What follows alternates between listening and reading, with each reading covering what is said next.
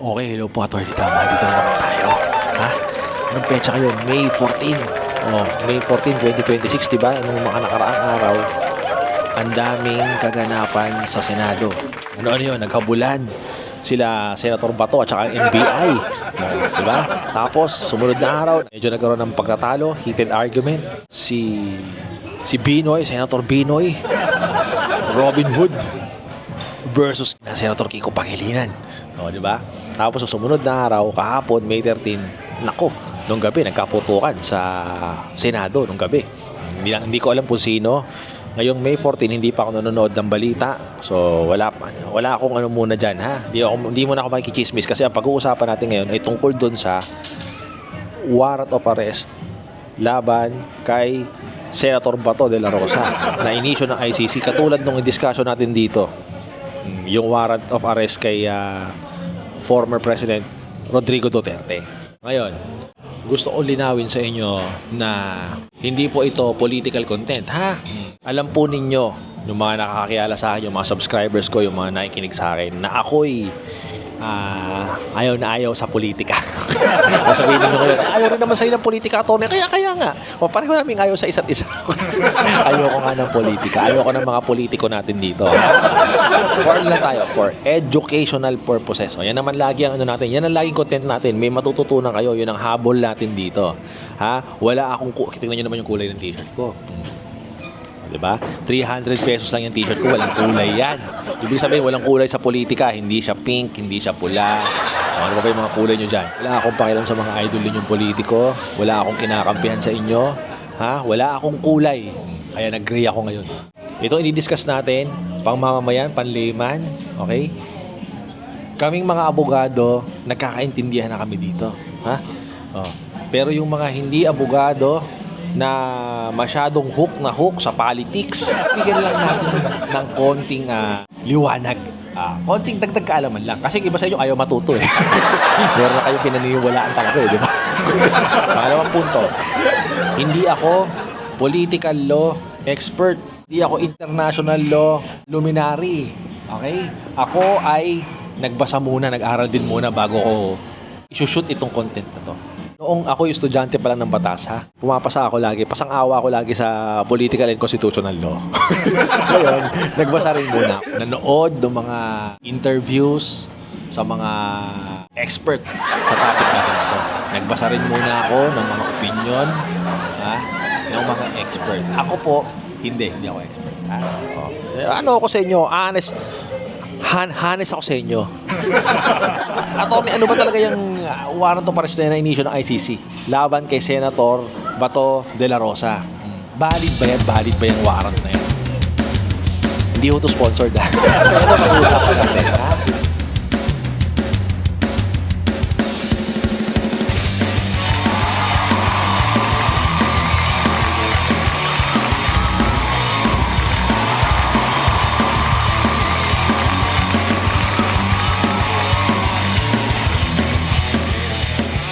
Valid ba, Atty, yung warrant of arrest na inisyo laban kay Senator Bato de la Rosa?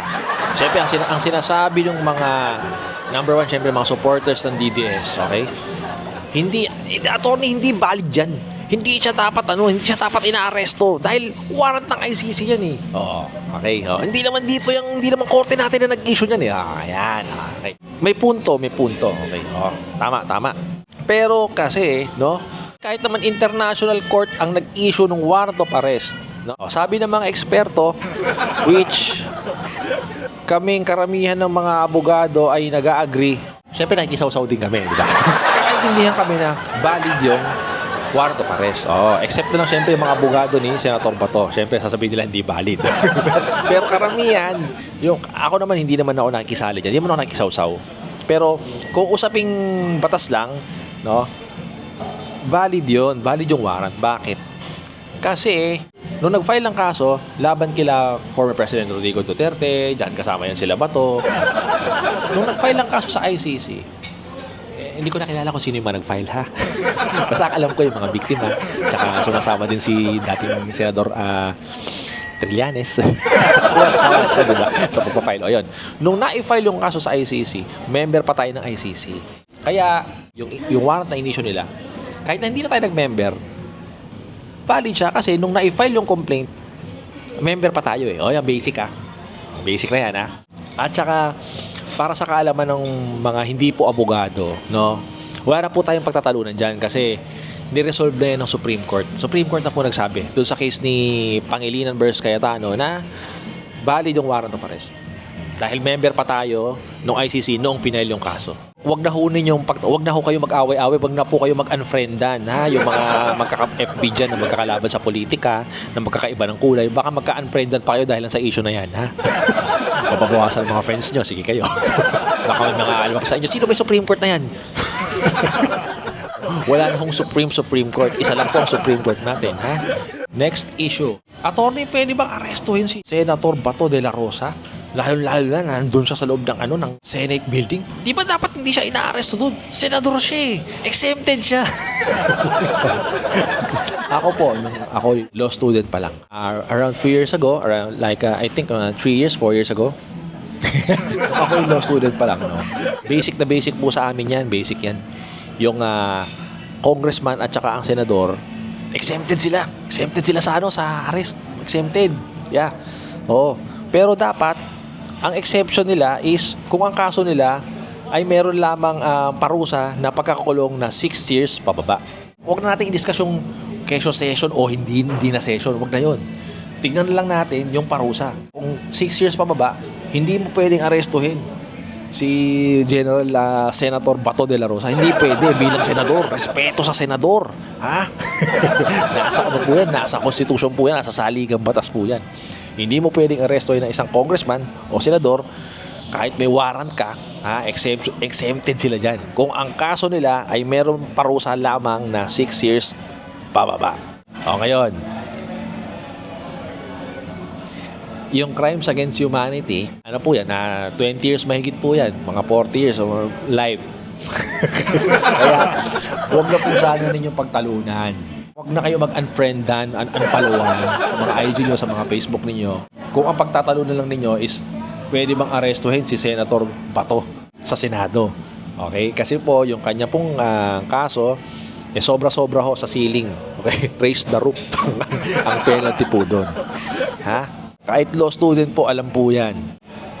Sunod na tanong, paano yung resolusyon na inisyo ng mga kaalyado ni Senator Bato? What do you call this?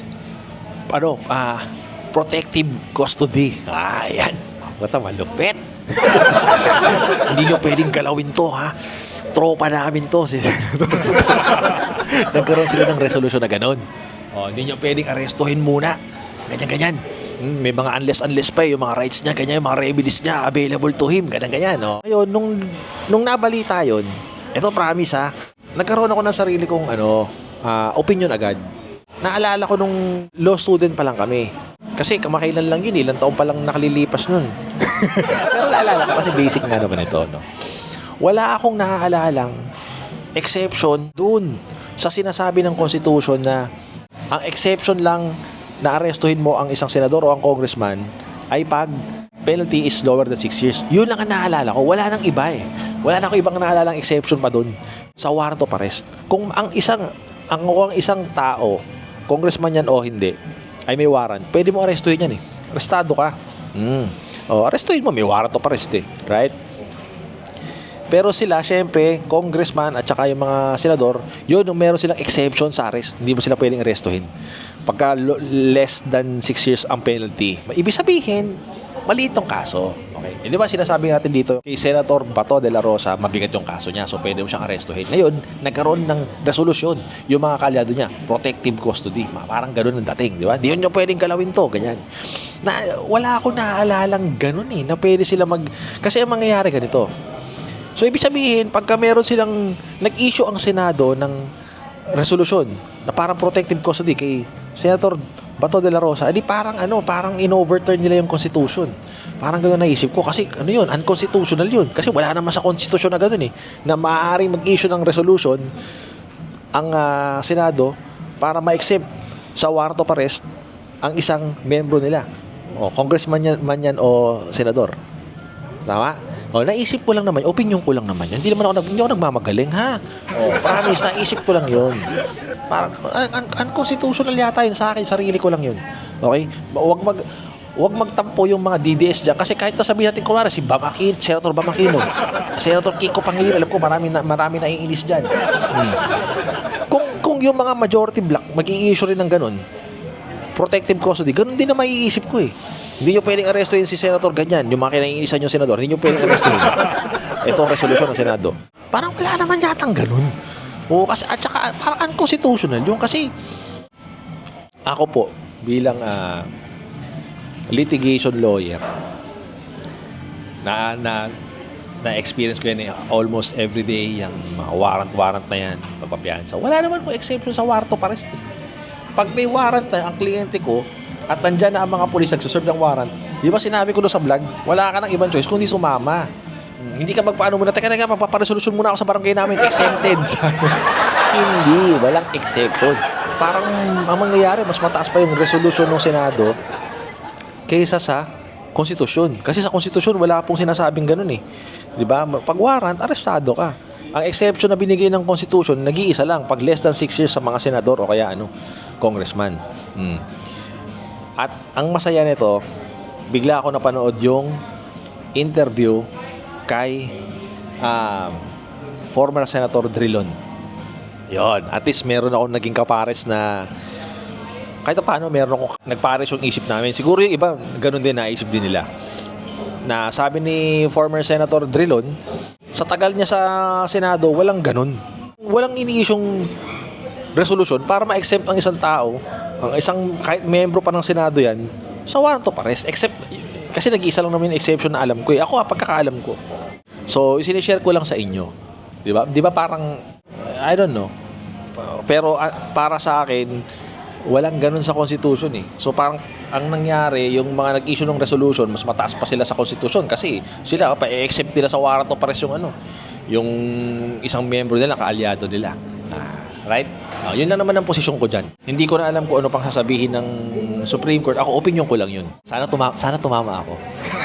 Eventually, pagka nagkaroon ng resolution dyan. Baka mag-issue din sa Supreme Court, sana tumama ako. Okay? Idaan muna sa local courts yung warrant of arrest na inisyu ng ICC. Tama yun. Nasa Rome Statute naman yun. Tama. Kaya lang ang problema kasi ngayon, dito nagkaroon ng gray area. Bakit? Kasi nga, hindi na tayo member ng ICC, di ba? Tumiwalag na tayo noong 2019. So, paano ngayon yan? May valid warrant. Inaaresto natin yung subject ng warrant.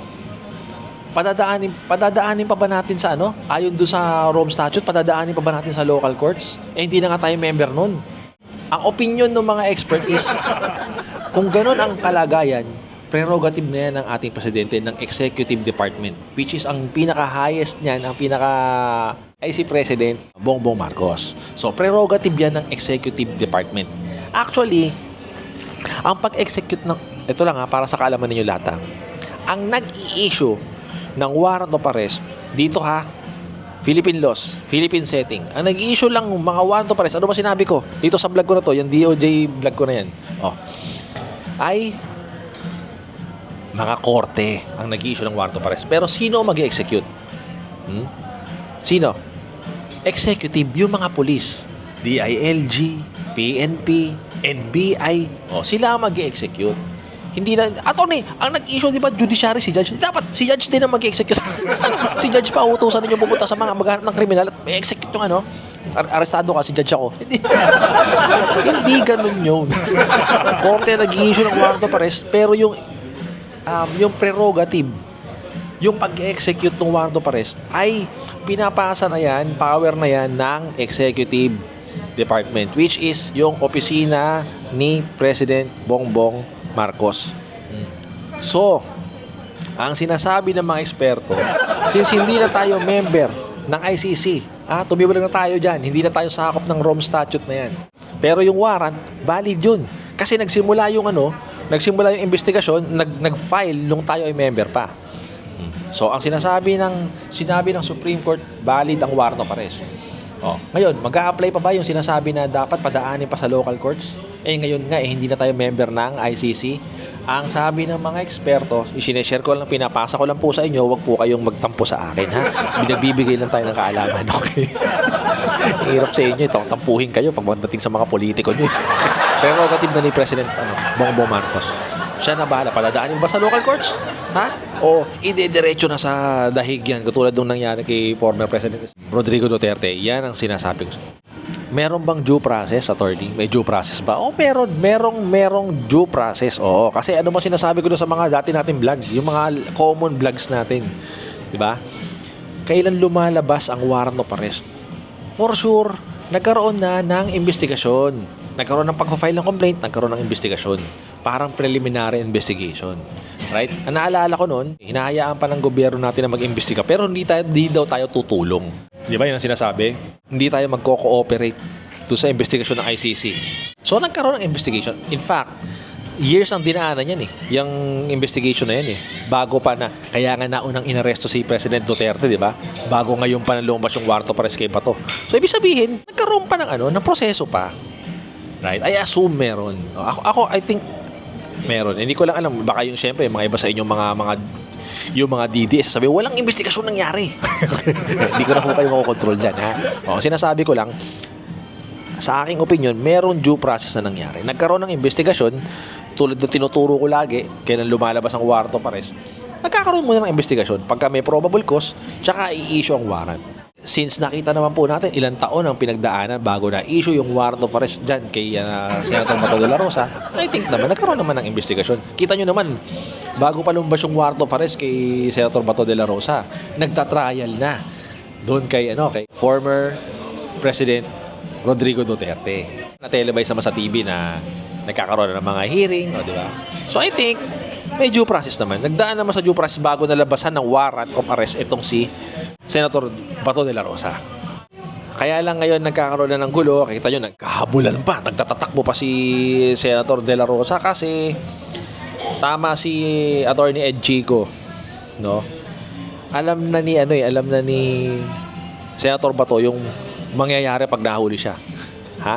Diretso na siyang staycation sa The Hague. Ganun ang mangyayari sa kanya. Mabilis na proseso paghuli sa kanya.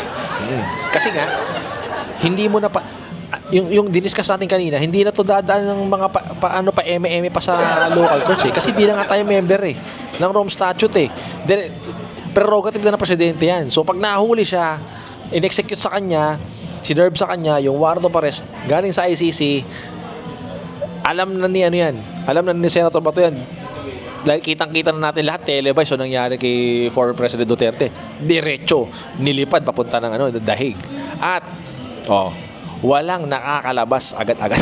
Kita nyo naman, parang wala pang nakalabas lahat ng mga nakakulong, nasampahan ng kaso doon. Wala pang nakalabas Right? Kaya alam din ni Senator Bato yan. Kaya kaya nagtatakbo siya, habulan sila sa Senate. Alam niyang gano'n ang mangyayari. Ngayon, yung mga naiinis. Attorney, si Trillanes, bakit nakikisalin niya, nakikisaw-saw sa pag-aresto yan?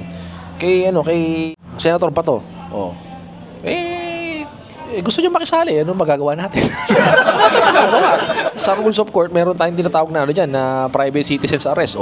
Private citizen naman siya Gusto niyo makisali sa habulan Gusto niyo makipag-wrestlingan doon. Wala magagawa ninyo. Kung ayaw nyo makisali, tulad ko, ayaw ko makisali sa mga ganyan, di wag kayo makisali. Kung gusto nyo makisali, di sana sumali kayo doon. Alam nyo naman si former Senator Trillanes, lagi siyang lumalabas sa mga ganyan. Lalo na, kaaway niya yung mga yan. Gusto niya maki-join doon yun ang trip niya walang basagan ng trip. Yan lang i-share ko sa inyo. Ayoko nang dagdagan pero dumudugo yung ilong ko sa constitutional law. Nakakadugo ng ilong. Kasi napakahirap na subject. Lagi lang pasang awa dyan sa totoo lang. Yun lang po ang pag-uusapan natin. I hope may natutunan kayo. Kasi ako, may natutunan muna ako. Pinag-aralan ko muna bago tayo gumawa nag-shoot nitong content na to. And inuulit ko po para po ito sa kaalaman lang ng mga lalo na yung mga hindi abogado. Kasi ang nangyayari sa inyo, kung ano lang yung napapanood nyo sa TV, kung sino lang yung kulay na kinakampihan ninyo, doon lang kayo nagre-react. Doon lang kayo nagiging emosyonal. Pero at least, siguro, sa tulong po ng ating pag-uulat ngayon tungkol sa mga batas. Kasi sinishare ko sa inyo at kakaroon kayo ng idea. Ha? Kasi kung puro emosyon, puro galit ang pinaiiral ninyo, ha? Yung mga nililigawan mo, sige bahala ka, sabihin ng nililigawan mo, ang eme-eme naman ito naliligaw sa akin. Basta muna kasi kayo. Huwag react ng react. Lalo na pag hindi abogado. Ang nangyayari kasi pag may maganito mga issue, dumadami ang mga abogado, mga experts sa international law at sa constitutional law. Ha? Huwag ganon. So, marami pong salamat sa pakikinig. God bless. Attorney Tama, nag-uulat. Ciao.